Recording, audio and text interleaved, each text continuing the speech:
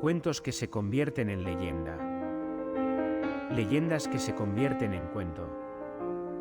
Historias fantásticas.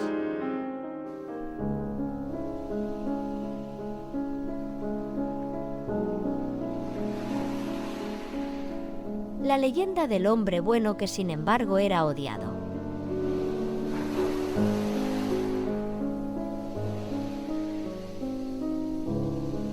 Había una vez, en un pequeño y remoto pueblo llamado Villaluz, un hombre llamado Gustavo. Desde niño, Gustavo destacó por su bondad y generosidad. Siempre dispuesto a ayudar a los demás, se ganó el apodo de El Buen Gustavo. Su fama de hombre altruista y compasivo se extendió rápidamente por toda la región. Gustavo vivía en una modesta casa al borde del bosque, donde cultivaba su propio huerto y criaba algunos animales. Aunque no era rico, compartía lo poco que tenía con quienes lo necesitaban. Nunca había una puerta cerrada para un viajero cansado, ni una mano negada para un vecino en apuros. Una vez, durante un crudo invierno, una familia se quedó varada en Villaluz debido a una tormenta de nieve. Sin pensarlo dos veces, Gustavo les ofreció refugio, compartiendo su hogar y su comida hasta que la tormenta pasó. Este tipo de acciones eran comunes para él, y aunque la mayoría de la gente del pueblo lo apreciaba, había quienes lo miraban con recelo y desconfianza. Entre estos detractores se encontraban Pedro y su esposa Marta, dos comerciantes que no comprendían la generosidad de Gustavo. Para ellos, la vida se trataba de negocios y ganancias, y veían en las acciones de Gustavo una amenaza a su modo de vida. Nadie puede ser tan bueno sin tener un motivo oculto, solía decir Pedro, sembrando dudas en algunos de los corazones del pueblo. Con el tiempo, la envidia y el resentimiento de Pedro y Marta crecieron. Empezaron a esparcir rumores sobre Gustavo, insinuando que sus buenas acciones tenían un oscuro propósito. Decían que Gustavo practicaba brujería y que su amabilidad era solo una fachada para ocultar sus verdaderas intenciones. Afirmaban que las desgracias que de vez en cuando azotaban al pueblo eran obra suya, producto de sus supuestos hechizos. Estos rumores, aunque infundados, comenzaron a calar en la mente de algunos habitantes. La duda se transformó en miedo y el miedo en odio. Algunos comenzaron a evitar a Gustavo y otros, más influenciados por las palabras de Pedro y Marta, comenzaron a hostigarlo abiertamente. Una noche, el establo de Gustavo fue incendiado. Aunque logró salvar a algunos de sus animales, varios perecieron en el fuego.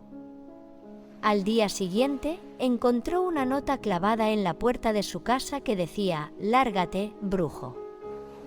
Gustavo, desconsolado, solo podía preguntarse qué había hecho para merecer tal trato. A pesar de la hostilidad creciente, Gustavo no cambió su manera de ser. Continuó ayudando a quien lo necesitara, sin importar si eran de los que lo odiaban. Su determinación y bondad empezaron a tocar de nuevo los corazones de aquellos que alguna vez lo habían apoyado. Incluso algunos de los que dudaban de él comenzaron a darse cuenta de que los rumores eran infundados y maliciosos. Sin embargo, Pedro y Marta no estaban dispuestos a detenerse. Decidieron que debían deshacerse de Gustavo de una vez por todas.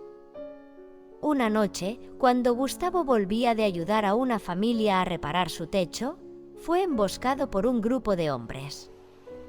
Lo golpearon y lo dejaron tirado en el bosque, creyéndolo muerto. Milagrosamente, Gustavo sobrevivió. Fue encontrado al amanecer por un joven llamado Juan, quien lo llevó de regreso a su casa y cuidó de sus heridas. La noticia del ataque se extendió rápidamente, y muchos en el pueblo se horrorizaron al darse cuenta de hasta dónde había llegado el odio y la envidia. Mientras Gustavo se recuperaba, Juan decidió reunir a los aldeanos y contarles la verdad sobre Pedro y Marta, y cómo habían manipulado a todos con sus mentiras. Poco a poco, la verdad salió a la luz y el pueblo comenzó a cambiar. La gente se disculpó con Gustavo y empezó a ver las cosas de una nueva manera. Pedro y Marta, descubiertos y despreciados, finalmente abandonaron Villaluz, incapaces de enfrentar la vergüenza de sus actos. Gustavo, fiel a su naturaleza, los perdonó en su corazón. Aunque le ofrecieron el liderazgo del pueblo, él lo rechazó, prefiriendo seguir viviendo su vida sencilla. Su historia se convirtió en leyenda, una lección de cómo la bondad verdadera puede perdurar a pesar de la envidia y el odio. Con el tiempo, Gustavo fue recordado no solo como el buen Gustavo, sino también como el hombre que mostró a todos que la verdadera fuerza reside en la bondad y el perdón. Su legado perduró, y Villaluz se convirtió en un lugar donde la generosidad y la compasión eran los valores más apreciados. La historia de Gustavo se le contaba a los niños para enseñarles que, a pesar de las adversidades, el bien siempre prevalece.